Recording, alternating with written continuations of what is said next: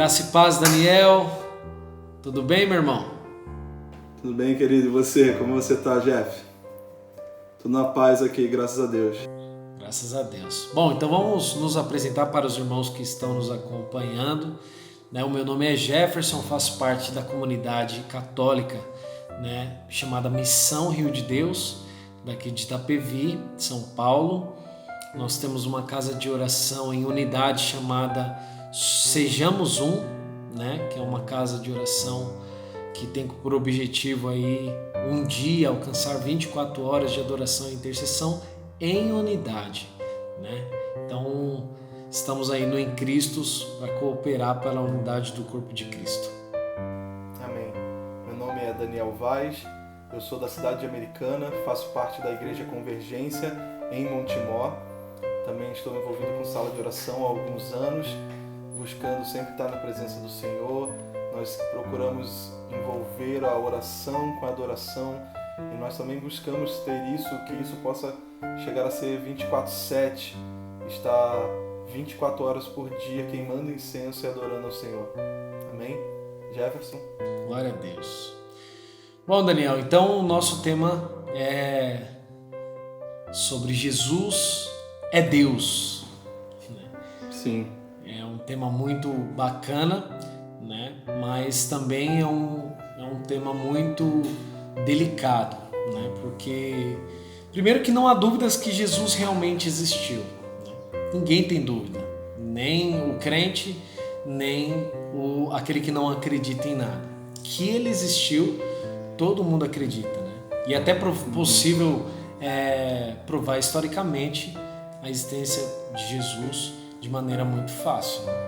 O mundo olha para Jesus e vê nele um grande líder religioso, da humanidade, que a humanidade já viu, e isso é bom, Só que cada vez mais a gente vê uma disposição cada vez menor das pessoas em crer que Jesus não era só um líder religioso, mas ele era verdadeiramente Deus.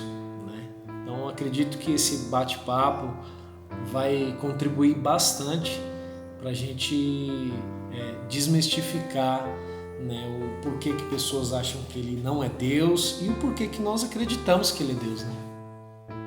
Exatamente. Essa linha tem crescido, não é de agora, não é algo novo, A gente vê isso na história da igreja há muito tempo atrás. Alguns humanistas, tentando aplicar, dizer que Jesus era simplesmente um homem muito santo, que tinha um relacionamento altíssimo, divino com Deus, e por isso ele foi divino, mas que ele não era verdadeiramente o próprio Deus. E é isso que nós queremos nessa conversa entre dois irmãos, a gente chegar não, porque a nossa conclusão é óbvia, mas a gente conseguir trazer dentro da nossa unidade, dentro daquilo que nós acreditamos como cristãos, seja católico ou seja evangélico, de que Jesus é o nosso Deus. Isso não é uma dúvida para nós, certo? Aleluia. Não, exatamente isso. Para nós que somos cristãos, independente da nossa denominação, nós professamos Cristo como o único Deus, Mestre, o único Senhor. Mas para as pessoas que não acreditam, é um pouco mais delicado. Eu acredito que nessa conversa, nessa interação, a gente vai conseguir, pelo Espírito Santo, fazer com que as pessoas consigam ter um panorama geral e possam crer realmente na divindade de Cristo. O grande problema, Daniel, que eu vejo, na questão dos nossos tempos e também dos tempos passados, é que muitos colocam Jesus no mesmo patamar que Maomé, que Buda, que Confúcio e tantos outros, Eles acabam querendo nivelar o cristianismo ao islamismo, ao budismo, ao shintoísmo, e tantas coisas semelhantes. O que diferencia? O que nos diferencia? Nós precisamos... o que diferencia é que nós acreditamos que ele é Deus, que Jesus é Deus, que ele não foi simplesmente um profeta de Deus, que ele não foi simplesmente um iluminado, mas que Jesus se fez homem, um Deus, o próprio Deus que se fez homem. O que diferencia é isso, né? E uma das provas mais fáceis, né, da gente colocar à disposição de todos uma das provas da divindade de Jesus está no Evangelho. Os 4 Evangelhos, né, eles são prova de que Jesus é Deus. Só que qual que é o problema? Para nós que somos cristãos, é muito fácil, né, olhar para a Sagrada Escritura, olhar para os Evangelhos e descobrir que Jesus não foi simplesmente um homem iluminado, tal, mas que ele é Deus, né? Sim. Até porque a gente pega, né, o primeiro evangelho e o último, né, eles foram escritos por apóstolos, por pessoas que foram testemunhas oculares, né? Estavam próximos, conviveram com Jesus, né? Exatamente, né? E Lucas, ele não estava ali, não conviveu, só que ele foi discípulo de Paulo, né, e de Marcos, e depois até de São Pedro. Então, fica fácil você elencar no Evangelho, né? Mas existiu na história da humanidade, existem hoje, aqueles que duvidam da autenticidade do Evangelho. Aí começa a complicar um pouquinho mais. Porque se o Evangelho ele autentica que Jesus é Deus, quando se duvida do Evangelho, aí o negócio fica um pouco mais complicado, né? Eu dei uma estudada para poder pegar exatamente esse ponto, né? Onde as pessoas duvidam do Evangelho, né? E aí eu cheguei até os críticos racionalistas do século XVII e do século XVIII. Eram homens que acreditavam somente na ciência, né? Só na razão. Eles não acreditavam em nada que fosse sobrenatural, em nada que envolvesse fé, né? Então eu fui lá buscar o que eles fizeram no século XVII e XVIII, porque eles empreenderam uma batalha, uma briga, né? Eles empreenderam um estudo crítico nos evangelhos para provar que o evangelho não era real. O objetivo deles, né, críticos muito racionalistas, né, a gente pode citar aí Renan, Harnack, Rousseau, Voltaire. Esses caras, eles eram inimigos da igreja, eles queriam destruir aquilo. Eles falavam que o evangelho foi construído pela igreja para poder mostrar que Jesus era Deus e que ele não era simplesmente um homem iluminado, né? Então, os caras fizeram um estudo bem crítico sobre a autenticidade do Evangelho. Eles usaram mais rigor, o mais profundo rigor da ciência, né? Ciência cujo Deus é a razão, a gente sabe, né? Que a ciência prega assim, né? E o mais engraçado, Daniel, é que eles chegaram à conclusão, homens céticos, inimigos da igreja, eles chegaram à conclusão de que os evangelhos são autênticos. Isso é lindo, lindo, lindo, lindo.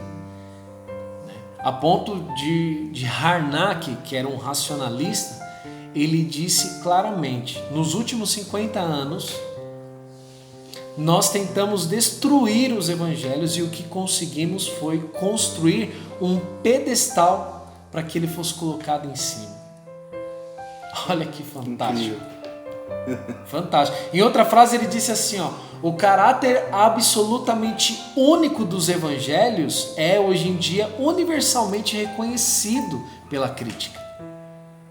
Cara, século XVII, século XVIII, caras que não acreditavam em nada, só em ciência, só na razão, e eles chegaram a essa conclusão, cara. Então foi bastante interessante descobrir isso, até porque eu não tinha conhecimento disso, né? Eles chegaram também a... Também não tinha, isso Cara, isso é um fato muito incrível. Incrível, porque todo mundo, quando você vai conversar, quando você vai conversar com um católico, um evangélico, é tranquilo falar que Jesus é Deus. Mas para alguém que não acredita, eu falei, eu preciso achar alguma coisa que seja neutra, E aí eu cheguei nesses caras. Para você ter uma ideia, uma vez esses caras, eles entraram na Catedral de Notre Dame com uma estátua de uma deusa pagã lá, cara. Pra você ter uma ideia do nível de paganismo dos caras, né? E outra coisa interessante que eles disseram, Daniel, foi que mediante esses estudos, estudando profundamente a vida de Jesus nos evangelhos, eles também chegaram à conclusão de que Jesus foi um homem perfeito. Aleluia! Isso é lindo, cara. Eles falaram demais, que Jesus era insuperável. Uau! Só que qual que é o grande problema, Daniel? Os caras chegaram à conclusão de que os evangelhos são autênticos, que Jesus foi um homem perfeito e que ele era insuperável, não houve na terra ninguém como ele. Porém, eles não chegaram à conclusão de que Jesus era Deus. Esse é o problema, porque hoje e em tantas outras épocas nivelaram Jesus com outros homens que até foram bons, mas eram profetas de Deus, eram iluminados de Deus, mas não era Deus. Essa é a nossa diferença. Jesus é Deus, né? E aí a gente pode passar para a palavra, né? Para poder falar um pouco da divindade de Cristo mediante a palavra. Até porque todo o fundamento do cristianismo está no fato de que Jesus Cristo é Deus. Exatamente. Não tem para onde fugir. Não foi simplesmente um profeta, um avatar, um enviado de Deus, sabe, aos homens. Não, ele foi Deus que se fez homem, um Deus que nasceu no seio de uma virgem, da Virgem Maria, por obra do Espírito Santo. Isso é credo, isso é o nosso credo, é o credo, né, que a gente professa. E por isso ele se fez homem, por nascer de uma virgem, mas que é homem Deus, né? O verbo divino que se fez carne, lá em João 1. O Deus encarnado. Exato, isso. João 1,14. Aleluia. Perfeito. E bem nessa linha que você tá falando, nós como cristãos, nós cremos que as Escrituras são... toda a Escritura é verdadeira, toda a Escritura é a palavra de Deus, e nós cremos que todas as profecias, desde Gênesis até Apocalipse, foram dadas por Deus aos profetas. Sim. E você acabou de falar sobre a Virgem, e justamente Mateus capítulo 1, versículo 23, começa exatamente falando uma profecia que o profeta Isaías profetizou. Isaías 7, versículo 14, ele diz assim: portanto, o Senhor mesmo lhes dará um sinal. Eis que a Virgem conceberá e dará à luz a um filho. Exato. E lhe chamará Emanuel. Glória a Deus. Essa é uma das profecias mais incríveis para mim. Porque ele já conta a forma como Deus viria ao mundo. Porque lhe chamará Emanuel, ele está falando justamente que Deus conosco. O Deus Todo-Poderoso, o Deus Criador, que criou o universo, os céus, a terra, tudo que existe, Ele estaria conosco.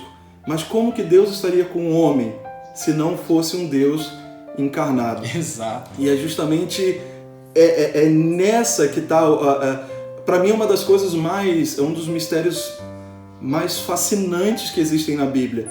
O mistério da encarnação do nosso Deus. Sim. Como Deus se fez carne e habitou entre os homens. Isso é incrível. Para nossa mente humana é muito limitado entender que Jesus foi 100% homem. Exato. Ele não foi 50% homem, 50% Deus. A Bíblia deixa isso muito claro. Jesus foi 100% homem e 100% Deus. Não havia... para nós são duas naturezas conflitantes. São duas coisas que não podem se misturar. Mas... na grande sabedoria, no grande poder de Deus, isso não é uma limitação. É nisso que nós não entendemos, mas nós cremos na palavra e o que ela fala. E não só isso, nós vemos em todo o Antigo Testamento, quando os profetas falavam sobre o Messias que viria, o Salvador de Israel, o Salvador de toda a terra, chama ele de várias e várias coisas, mas em Salmos nós vemos chamando ele de o próprio Deus, o Filho de Deus, o mais belo, o mais formoso entre os seus, o mais perfeito dos homens, e fala, ele é o próprio Deus. Exato. Isso é incrível. Isaías também fala, pois um menino nasceu, um menino se nos deu, e o seu nome será maravilhoso, conselheiro, Deus forte, aleluia, Pai da eternidade. É impossível que ele seja o Pai da eternidade se ele não for o próprio Deus. Um homem simples não poderia ser tudo isso que os profetas vinham falando sobre ele. É impossível que Jesus fosse simplesmente um homem, porque como homem ele nasceu, ele cresceu, ele teve que ser cuidado por Maria. Imagina o Deus Todo-Poderoso, Criador do Universo, nascer numa forma de um bebê simples. Eu fico imaginando a cena. Sim, ele era totalmente dependente de Maria. Por isso que Deus escolheu uma pessoa como Maria, uma virgem que era totalmente apaixonada. Quando o anjo, eu fico pensando na cena quando o anjo diz para Maria, ela fica, como assim? Mas o anjo fica, a paz agraciada. Se o Senhor te escolheu é porque você é capaz de cuidar do Salvador. Então, nós vemos que ele, como homem, nasceu como um bebê, precisou ser cuidado, sabe? Eu fico imaginando Jesus crescendo, passando por todas as coisas que nós passamos. A Bíblia diz que ele sentiu angústia, ele sentiu cansaço, sabe? Todas essas coisas, ele sentiu fome.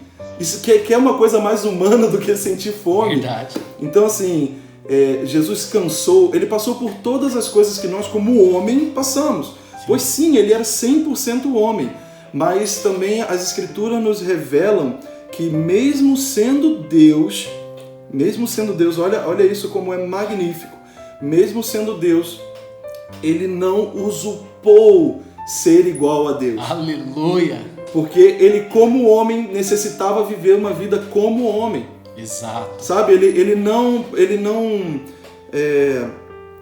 precisou usar do seu poder, da sua glória como Deus, para passar pelas coisas que nós como homem passamos. Sim. Ele passou, ele foi fiel, foi justo, viveu uma vida santa e sem pecado e chegou até a morte de cruz, sendo obediente até o fim.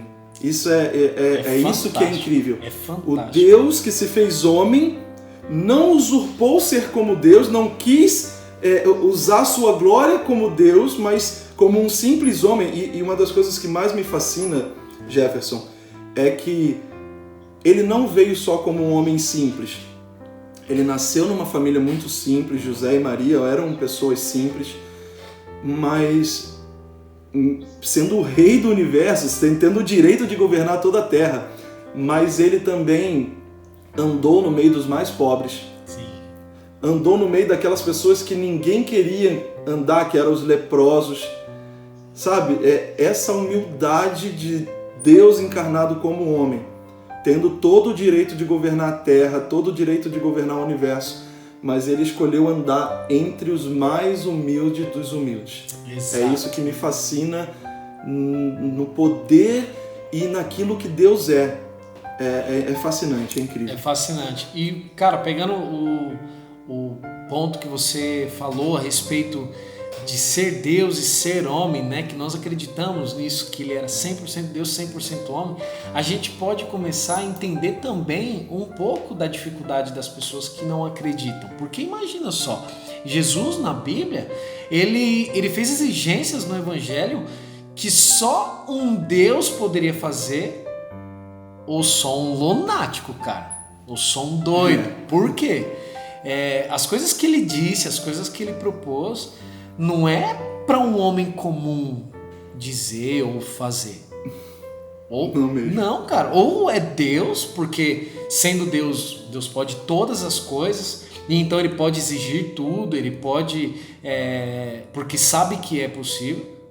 Ou então, cara, é um louco, é um farsante, um enganador, porque as coisas que ele exigia, as exigências que ele fez eram gravíssimas. E olha só, ele chegou, quando ele diz em João 8, no versículo 58, que ele diz assim: antes que Abraão fosse, eu sou. Meu Deus! Meu Deus! Imagina os judeus. Quer uma dica maior do que essa? Imagina os judeus na época ouvindo aquele Egoemi, sabe? Antes que Abraão fosse, eu sou. Cara, quem poderia dizer isso? Cara, é incrível, é que a gente está nesse contexto aqui, mas imagina o contexto da época, eles esperando o Messias, aí ele fala, antes que Abraão fosse, eu sou. Cara, Jesus nessas palavras, ele afirmou, eu sou Deus, porque eu sou, sim, é o nome que Yahvé revelou na sarça ardente para Moisés. Exatamente, é isso que eu ia falar. Ele estava com todas as letras dizendo, eu sou aquele que se revelou para Moisés. Exato. E aí, cara, na hora, os judeus pegaram pedra para apedrejar ele, os caras ficaram irados, né? Porque um homem estava afirmando que era Deus. E essa também foi a grande argumentação contra Jesus quando ele estava no Sinédrio, né? Os judeus consideravam aquilo uma blasfêmia, mas se você for olhar aquilo, era loucura. Ou você acredita que ele é Deus, ou você acredita que ele é um farsante, né? Qual homem, Daniel, poderia dizer, eu sou o caminho, eu sou a verdade e a vida? Ele não disse que era... Em Lucas capítulo 5, ele diz que é o perdoador de pecados, ele pode perdoar pecados. Então, cara, chega a ser insano. Não, se você for pegar, ele vira e fala assim, quem quer ser meu discípulo? Renuncie a si mesmo, tome a sua cruz e me siga, não falou siga Deus, siga o profeta, siga João Batista, não, ele vira e fala assim, quem quer ser meu discípulo, renuncie a si mesmo, tome a sua cruz e me siga. Aquele que amar o seu pai, sua mãe, seus filhos, mais do que a mim não é digno de mim. Não, eu vou além, eu vou além. Ele virou para os caras e falaram assim, para os discípulos, quem come a minha carne e bebe o meu sangue tem a vida eterna e eu o ressuscitarei no último dia. Cara, você seguiria um homem que fizesse uma proposta dessa para você? Imagina hoje, alguém chega em você e fala, cara, se você não comer a minha carne, não beber o meu sangue, você não vai ter vida em você cara, se você comer, eu te ressuscitarei no último dia. Ou Jesus era um doido varrido, um lunático, ou ele era Deus, cara. Porque só Deus pode fazer tais exigências, cara. E assim como nós cremos também que Jesus é o nosso Salvador, a morte na cruz e toda a redenção que Jesus nos trouxe através da obra da cruz, é impossível nós não crermos que Ele é Deus se nós cremos que Ele nos salvou. Nós temos várias passagens na Bíblia que, por exemplo, como Isaías 43, que ele diz, eu sou o Senhor e fora de mim não há Salvador. Sim. Olha o que Deus estava falando através do profeta. Em Isaías 45, também, versículo 21, diz também que não há outro Salvador fora de mim. Então, se Jesus é o nosso Salvador, Ele é esse mesmo Senhor que estava falando através do profeta Isaías, eu sou o Salvador. Aleluia! Se a gente pensar que Jesus foi apenas um homem, nós estamos pegando a obra da cruz, nós estamos pegando a salvação que nos foi dada através da cruz e nós estamos jogando ela fora. Porque como que um homem finito, limitado, com seus dias contados sobre a terra, poderia nos dar uma salvação eterna? Exato. Somente um Deus que é infinito e eterno poderia nos dar a salvação eterna, que foi o que Ele fez na cruz. Na cruz. Que obra... E que homem, Daniel, morre por desconhecidos que aos olhos da humanidade não valiam nada. Exatamente. Que homem que morreria sustentando uma mentira. E pior, que discípulos também dariam a sua vida. Isso é o mais incrível, porque não foi apenas um grupo de pessoas. Imagina essas pessoas sendo perseguidas, torturadas, sabe? Tendo que viver à beira da sociedade, porque elas não podiam se revelar naquela época porque eram perseguidas. E mesmo assim, todas elas mantinham o mesmo testemunho que davam. Elas não mudavam o testemunho. É incrível isso. Incrível. Outra coisa, Daniel, outro detalhe, é que Jesus ele fez questão de mostrar por seus milagres que ele era Deus. Jesus não fez milagres para mudar o mundo, né? Até porque quando ele ascende ao céu, o mundo continua, a fome continua, as doenças continuaram, guerras continuaram. Ele não veio para tirar a fome, para tirar a doença, para tirar a guerra. Jesus veio para tirar o pecado do mundo, cara. Exatamente. O pecado, né? Até João Batista olha e fala: eis o Cordeiro que tira o pecado. E sabe por quê, Daniel? Porque o pecado é a raiz de todo o mal. O pecado é a raiz da fome, da doença, das guerras, de tudo que é mal. Ele veio tirar o pecado do mundo, né? Então, mas mesmo assim, através dos milagres, ele quis mostrar que ele não era um simples homem, um simples profeta, né? Os evangelhos, caras, ele mostra mais de 40 ou pelo menos 40 milagres de Jesus. Agora eu te pergunto, qual é o homem que multiplica pão? Qual é o homem que diz assim, ó: vão me matar, mas depois de 3 dias eu vou ressuscitar? E ele ressuscita. Incrível. E ele ressuscita. Ele não só falou, ele ressuscitou, cara. Isso é lindo, isso é fantástico. Bendito seja o nome do Senhor. Qual é o homem que diz que vai ressuscitar Lázaro, que estava 4 dias morto? E aí ele não só diz: Lázaro morre, Lázaro está dormindo. Ele vai até o sepulcro, chama por um morto, o morto escuta ele e ressuscita, cara, e vem para fora. Qual é o homem, Daniel, que dá ordem para o vento, que dá ordem para o mar, que dá ordem para os demônios e eles obedecem? Cara, e isso que a gente não pode deixar de mencionar, que nem você falou, que em Jesus se cumpriram historicamente todas as profecias do Antigo Testamento, ou grande maioria das profecias. Sim, grande maioria. Grande maioria se cumpre em Jesus, cara. Coisas que eu acredito que naquela época, o contexto que eles viviam, eles esperavam realmente um Messias, um guerreiro, libertar o povo, sabe? Vencer, governar a partir de Jerusalém. E eu acredito que isso vai se cumprir. Todas essas profecias que ainda faltam se cumprir, vão se cumprir quando Cristo voltar. Mas naquele momento, né? Ele veio nos livrar dos nossos pecados. Sim. Ele veio nos salvar como um Deus que se fez carne e se entregou por amor a nós. É lindo, é fantástico. Daniel, foram mais de 700 anos. Profetas Isaías, Jeremias... E se cumpriram nele, e as que ainda não se cumpriram, se cumprirão quando ele voltar, e nele, sabe? Então é fantástico, é maravilhoso. Sim. Né? E só para finalizar, a gente olhando para o Evangelho, né? Vendo os críticos racionalistas, cara, que só acreditavam na ciência, na razão, falando que Jesus era um homem perfeito, inigualável, né? Mas aí a gente olha para o Evangelho e vê tudo que ele falou. Não é possível, Daniel, que ele era um louco.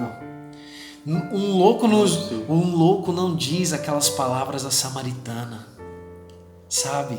Um louco, ele sequer sabe quem ele é. Quanto mais ele vai descrever perfeitamente a vida daquela mulher, cara. Jesus... Quanto mais agir em poder e graça quanto ele agiu. Cara, é fantástico. Jesus transformou vidas com apenas um olhar de amor e de misericórdia. Isso um homem, um louco não faz. E isso, cara, tem que ser Deus. Tem que ser Deus. Né? Com certeza. Então... E eu vejo que, como cristãos, assim como nós falamos no início, algo que precisa ser entendido com total clareza. Eu acredito que hoje ainda existam, mas não são tantos como existiu na época, no século III, por exemplo, em torno do concílio ali, onde houve o concílio de Nicéia, para definir sobre isso. Era uma heresia que crescia naquela época e os bispos da época, os homens de Deus, se reuniram para acabar com essa heresia. Mas eu acredito que, como Jesus falou em João 17, o versículo que nós mais falamos sobre unidade, ele diz que não peço somente por esse, mas também por aqueles que vierem a crer em mim, por meio da palavra que eles falarem, a fim de que todos sejam um. Esse versículo diz que nós devemos todos ser um, mas através de crer nele e crer nele como nosso Deus, o nosso Senhor e o nosso Salvador. É verdade, Daniel. A questão está muito clara. Eu acredito que o Espírito Santo ele trouxe esse entendimento, né?